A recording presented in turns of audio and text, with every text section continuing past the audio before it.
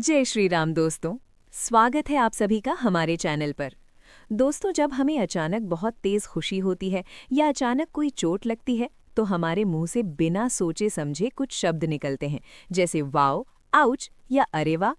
क्या आप जानते हैं कि इंग्लिश ग्रामर में इन जादुई शब्दों को क्या कहते हैं? इन्हें कहा जाता है इंटरजेक्शंस। ये शब्द छोटे तो होते हैं, लेकिन हमारे मन के बड़े बड़े भावों को बिना किसी ग्रामर के नियमों के बयां कर देते हैं। पिछले वीडियो में हमने पढ़ा था इंटरजेक्शन क्या होता है और इसका प्रयोग कैसे होता है। आज के इस वीडियो में हम इंटरजेक्शंस के 8 मुख्य प्रकारों को एकदम सरल भाषा में ढेर सारे उदाहरणों और हिंदी अर्थ के साथ समझेंगे। चाहे आप स्कूल में हो या इंग्लिश बोलना सीख रहे हो या बोर्ड एग्जाम की तैयारी कर रहे हो, ये वीडियो आपके बहुत काम आने वाला है। तो चलिए बिना देरी किए शुरू करते हैं आज की class. Types of interjection. Interjections are mainly divided into 8 types. 1. Interjection of joy, यानी खुशी. An interjection of joy is a word or phrase used to express sudden happiness, excitement or pleasure. These words don't usually have a grammatical connection to the rest of the sentence, they are just spontaneous emotional outbursts. Interjection of joy वे शब्द होते हैं जो अचानक हुई खुशी, उत्साह या प्रसन्नता को व्यक्त करने के लिए इस्तेमाल किए जाते हैं। इन शब्दों का वाक्य के व्याकरण यानी ग्रामर से सीधा संबंध नहीं होता, ये बस मन के भावों को प्रकट करते हैं। Examples: hurrah, we won the match. Hurray, हमने मैच जीत लिया।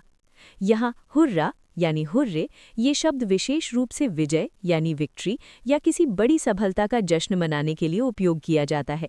जब पूरी टीम या समूह मिलकर खुश होता है तब अक्सर हुर्रा का प्रयोग होता है। Wow, this place is amazing. वाह, ये जगह बहुत शानदार है। यहाँ वाओ यानी वाह ये शब्द तब इस्तेमाल होता है जब हम किसी चीज़ को देखकर अचंभित भी होते हैं और खुश भी। अमेजिंग यानी अद्भुत या बहुत ही बढ़िया। जब आप कोई सुंदर पहाड़, आलीशान घर या बढ़िया पेंटिंग देखते हैं तो आपके मुंह से अचानक वाओ निकलता है। ये टुडे इज अ हॉलिडे। वाह, या ये आज छुट्टी है। यहाँ ये बहुत ही अनौपचारिक शब्द है। इसका प्रयोग अक्सर बच्चे या दोस्त आपस में छोटी छोटी खुशियों या उत्साह को जाहिर करने के लिए करते हैं। हॉलिडे यानी अवकाश या छुट्टी, जैसे स्कूल की छुट्टी होने पर या पसंदीदा खाना मिलने पर बच्चे ये कहकर चिल्लाते हैं। 2. Interjection of sorrow यानी दुख. These are words or phrases used to express sudden grief, pain, sadness or disappointment. Interjection of sorrow वे शब्द या वाक्यांश है जिनका उपयोग अचानक होने वाले दुख, दर्द, उदासी या निराशा को व्यक्त करने के लिए किया जाता है। Examples: Alas, the poor man died. हाय, उस बेचारे आदमी की मृत्यु हो गई। यहाँ अलास यानी अलास इस शब्द का प्रयोग तब किया जाता है जब कोई बहुत ही दुखद या गंभीर घटना घटती है, जैसे किसी की मृत्यु या भारी नुकसान। द पुअर मैन, यहाँ पुअर का मतलब गरीब भी हो सकता है, लेकिन अक्सर इसका अर्थ बेचारा यानी जिस पर दया आए होता है। डाइड, मृत्यु हो गई। Oh no, I missed the bus. अरे नहीं, मेरी बस छूट गई। ओ नो यानी ओह नहीं ये शब्द तब बोला जाता है जब अचानक कुछ गलत हो जाए या कोई काम बिगड़ जाए। ये झल्लाहट या निराशा को दर्शाता है।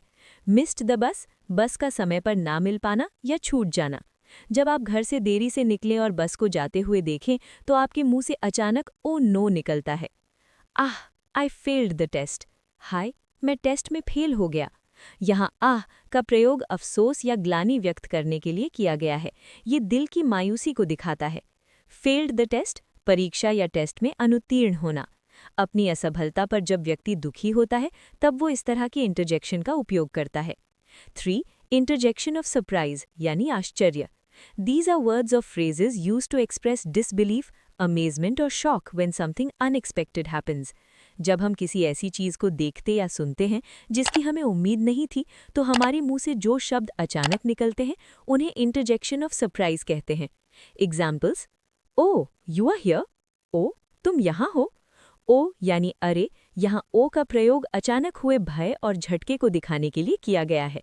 जब आप अचानक किसी व्यक्ति या चीज़ को अपने सामने देखते हैं जिसकी आपने उम्मीद नहीं की थी तो आप कहेंगे, ओ, यू आर हियर।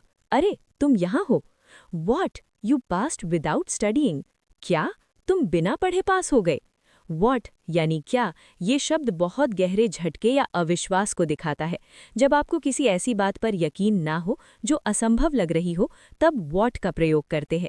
किसी ऐसे छात्र का पास होना जिसने किताब भी ना छुई हो, वाकई चौंकाने वाला है। आह, व्हाट अ सरप्राइज! आह, वाह, कितना सुखद आश्चर्य है। यहाँ आह का प्रयोग खुशी और आश्चर्य के मिले जुले भाव के लिए किया गया है। ये तब बोला जाता है जब कोई चीज़ आपको अचानक बहुत अच्छी लगती है, जब कोई आपको अचानक कोई अच्छा उपहार दे या कोई पुरानी अच्छी याद सामने आए। फॉर इंटरजेक्शन ऑफ पेन यानी दर्द। These are words used to express sudden physical pain or discomfort. जब हमें अचानक कोई शारीरिक चोट लगती है या शरीर के किसी हिस्से में दर्द महसूस होता है, तो जो शब्द हमारे मुंह से बिना सोचे समझे निकलते हैं, उन्हें इंटरजेक्शन ऑफ पेन कहते हैं। Examples: ouch, that hurts badly. आउ, उई, ये बहुत बुरी तरह दर्द कर रहा है। आउच यानी आउच, ये शब्द तब इस्तेमाल होता है जब आपको अचानक कोई चोट लगती है, जैसे सुई चुभना, चींटी का काटना या कहीं टकरा जाना। हर्ट्स बैडली, बहुत तेज दर्द होना। जैसे ही आपको कोई चोट लगे और आप तुरंत चिल्लाएं, तो वहाँ आउच का प्रयोग होता है। आह, माई हैंड इज बर्न्ड। आह, मेरा हाथ जल गया है।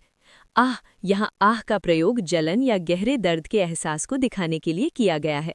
बर्न्ड, जल जाना, जैसे गर्म चाय या प्रेस से हाथ जल जाना। जब हाथ किसी गर्म चीज से छू जाए और आप दर्द में करहाएं, तब आह निकलता है। आओ, आई हर्ट माई लेग। उई, आह, मेरे पैर में चोट लग गई। आओ यानी आउच, ये आउच की तरह ही है। इसका इस्तेमाल भी तब होता है जब शरीर के किसी हिस्से में अचानक तेज झटका या चोट लगती है। हर्ट माई लेग, पैर में चोट लगना। चलते चलते पैर मुड़ जाने या किसी चीज से टकरा जाने पर अक्सर आओ शब्द का प्रयोग किया जाता है। 5. इंटरजेक्शन ऑफ फियर यानी डर। These are words or sounds used to express sudden fright, terror और anxiety. जब हम अचानक किसी चीज़ से डर जाते हैं, घबरा जाते हैं या हमें खतरा महसूस होते हैं, तो जो शब्द हमारे मुंह से निकलते हैं, उन्हें इंटरजेक्शन ऑफ फियर कहते हैं। Examples: oh, there's a snake. अरे, वहाँ एक सांप है। ओ यानी अरे, यहाँ ओ का प्रयोग अचानक हुए भय और झटके को दिखाने के लिए किया गया है। जब आप अचानक किसी खतरनाक चीज़ को देखते हैं, तो मुंह से ओ निकलता है। स्नेक यानी सांप, चलते फिरते अचानक सामने सांप आ जाने पर जो घबराहट होती है, ये उसे दर्शाता है। हेल्प, सेव मी, बचाओ, मुझे बचाओ। हेल्प यानी बचाओ या मदद, ये सबसे महत्वपूर्ण इंटरजेक्शन है जो खतरे के समय यूज़ किया जाता है। जब आप डर के कारण खुद को असहाय महसूस करते हैं, तब हेल्प चिल्लाते हैं। सेव मी, मुझे बचाओ, किसी मुसीबत में फंसने या किसी के पीछा करने पर मदद मांगने के लिए। आह, आई एम स्कैर्ड। आह, मुझे डर लग रहा है। यहाँ आह का प्रयोग घबराहट और चिंता को व्यक्त करने के लिए किया गया है। ये एक धीमी लेकिन गहरी डर की भावना को दिखाता है। स्कैर्ड, डरा हुआ होना। अंधेरे कमरे में या कोई डरावनी फिल्म देखते समय जब आप अपनी स्थिति बताते हैं। 6. इंटरजेक्शन ऑफ एंगर यानी गुस्सा। These are words or phrases used to express strong displeasure, annoyance और rage. जब हमें किसी बात पर गुस्सा आता है, हम चिढ़ जाते हैं या किसी को अपनी नाराज़गी दिखाना चाहते हैं, तब इन शब्दों का प्रयोग होता है। Hey, stop that noise. ओए, ये शोर बंद करो। हे यानी हे या ओए, वैसे तो हे का इस्तेमाल किसी को बुलाने के लिए होता है, लेकिन जब इसे जोर से और सख्त लहजे में बोला जाए तो ये नाराज़गी या चेतावनी को दर्शाता है। Stop that noise, उस शोर को बंद करो। जब कोई शोर मचाकर आपको परेशान कर रहा हो और आपको गुस्सा आ जाए। हाँ, आई डोंट बिलीव यू। मुझे तुम्हारी बात पर यकीन नहीं है, या चल हट, मैं नहीं मानता। हाँ यानी हाँ या हाँ, ये शब्द तिरस्कार या किसी की बात को गुस्से में नकारने के लिए उपयोग किया जाता है। ये दिखाता है कि आप सामने वाले की बात से चिढ़े हुए हैं। आई डोंट बिलीव यू, मैं तुम पर विश्वास नहीं करता। जब कोई झूठ बोल रहा हो और आपको उसकी बात पर गुस्सा आ रहा हो। ओह, हाउ केयरलेस यू आर। ओह, तुम कितने लापरवाह हो। ओ यहाँ ओ का प्रयोग दुख के लिए नहीं, बल्कि नाराज़गी और फटकार लगाने के लिए किया गया है। हाउ केयरलेस यू आर, तुम कितने असावधान या लापरवाह हो। जब कोई आपकी कोई चीज़ तोड़ दे या कोई बड़ी गलती कर दे, तब आप गुस्से में ऐसा कहते हैं। 7. इंटरजेक्शन ऑफ अप्रूवल यानी praise. These are words used to express admiration, appreciation और encouragement for someone's performance or behavior. इन शब्दों का प्रयोग तब किया जाता है जब हम किसी के काम की तारीफ करना चाहते हैं, उसे शाबाशी देना चाहते हैं या अपनी सहमति अप्रूवल जताना चाहते हैं। Examples: Bravo, well played. शाबाश, बहुत अच्छा खेले। ब्रावो यानी शाबाश, ये शब्द विशेष रूप से तब इस्तेमाल होता है जब कोई व्यक्ति सबके सामने बहुत अच्छा प्रदर्शन करता है, जैसे खेल के मैदान में या स्टेज पर। ये बहुत ही प्रभावशाली शाबाशी है। वेल प्लेड, अच्छा खेल दिखाया। जब कोई खिलाड़ी मैच में अच्छा प्रदर्शन करता है तो उसे ब्रावो कहकर प्रोत्साहित किया जाता है। Excellent, you did very well. अति उत्तम, आपने बहुत अच्छा किया। एक्सीलेंट यानी बहुत बढ़िया या अति उत्तम जब कोई काम उम्मीद से भी ज्यादा अच्छा होता है या उसकी क्वालिटी बहुत ऊंची होती है, तब हम एक्सीलेंट का प्रयोग करते हैं। यू डिड वेरी वेल, आपने बहुत अच्छा काम किया।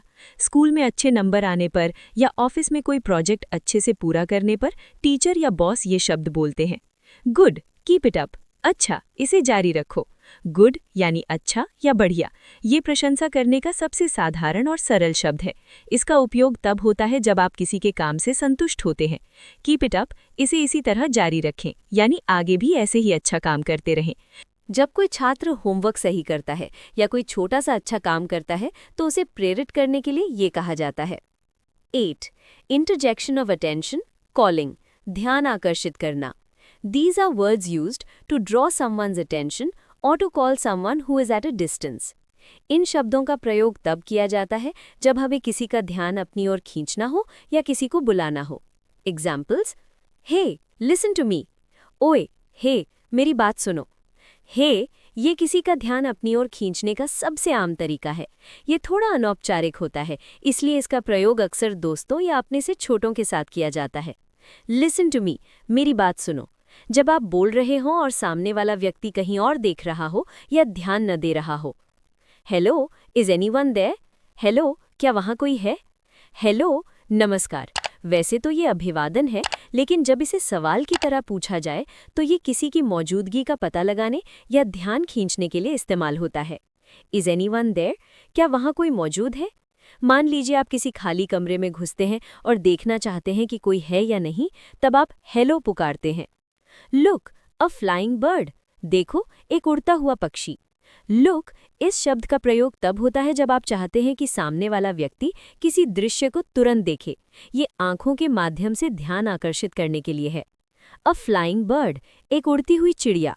जब आप आसमान में कोई अनोखी चीज देखते हैं और अपनी दोस्त को भी उसे दिखाना चाहते हैं। Now let's understand some famous interjections through sentences. Wow, this movie is fantastic. देखो, ये मूवी कितनी शानदार है। Alas, he lost his only son. अफसोस, उसने अपना इकलौता बेटा खो दिया। Ouch, the needle pricked me. आह, सुई ने मुझे चुभो दिया। Hurrah, India won the match. अरे, भारत मैच जीत गया। Hey, don't shout. ओए, चिल्लाओ मत। Now let's understand the difference between interjection and other parts of speech. Interjection versus other parts of speech. Interjection shows feeling. Other parts show action or naming. Interjection independent. Other parts connected grammatically. Interjection uses exclamation. Other parts usually no exclamation. Now it's time for a quick revision. Interjection equals to sudden feeling. Example: wow, alas, hurrah. Types: joy, sorrow, surprise, pain, fear, anger, praise, attention. So students, this was the complete explanation of interjection. If this video helped you, please like, share and subscribe. Thank you for watching. Yeah.